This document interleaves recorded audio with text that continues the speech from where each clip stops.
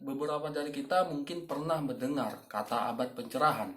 Sebenarnya, apa sih yang dimaksud dengan abad pencerahan itu?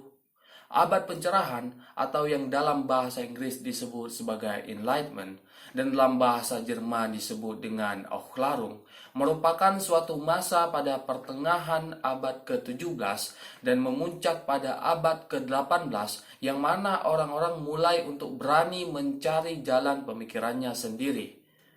Mulai untuk mencari pengetahuan dan kehidupan yang lebih bermakna. Di zaman ini terkenal slogan seperti Sapere Aude, yang berarti beranilah berpikir.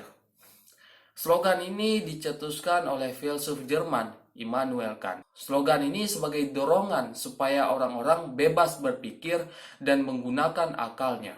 Munculnya masa pencerahan ini dikarenakan sebelumnya masyarakat sudah lama tunduk pada otoritas-otoritas seperti raja dan gereja.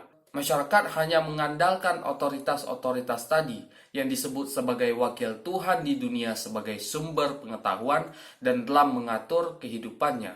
Dan di masa pencerahan inilah orang-orang mulai berubah, mulai mencari pengetahuan sendiri.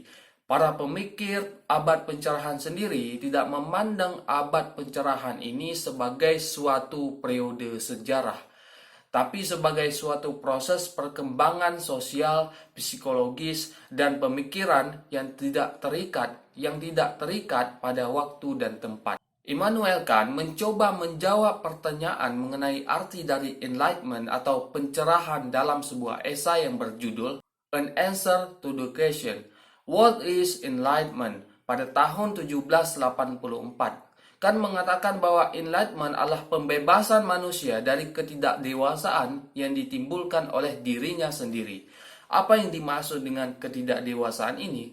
Ketidakdewasaan adalah ketidakmampuan seseorang menggunakan pemahaman sendiri tanpa bantuan atau bimbingan dari orang lain.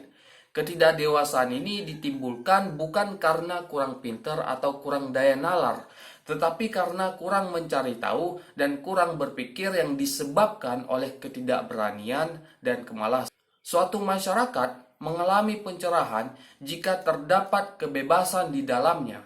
Tetapi berkaitan dengan kebebasan ini, kan membedakannya menjadi dua hal, yaitu penggunaan nalar secara publik dan penggunaan nalar secara pribadi. Penggunaan nalar secara publik seperti menyampaikan pendapat, menyatakan keberatan, menyatakan masukan terhadap suatu hukum yang seharusnya dibuat, pernyataan ketidakwajaran, dan sebagainya. Hal seperti ini harus bebas setiap saat. Sedangkan penggunaan nalar secara pribadi yang biasanya berkaitan dengan lingkungan pekerjaan, urusan mengenai kepentingan masyarakat yang diperlukan suatu mekanisme tertentu yang menempatkan anggota masyarakat tetap pasif dan patuh. Kan memberikan contoh penggunaan dua nalar ini dalam kasus pemungutan pajak. Kita dapat menyatakan seperti keberatan, ketidakadilan, serta berbagai masukan terhadap pemungutan pajak.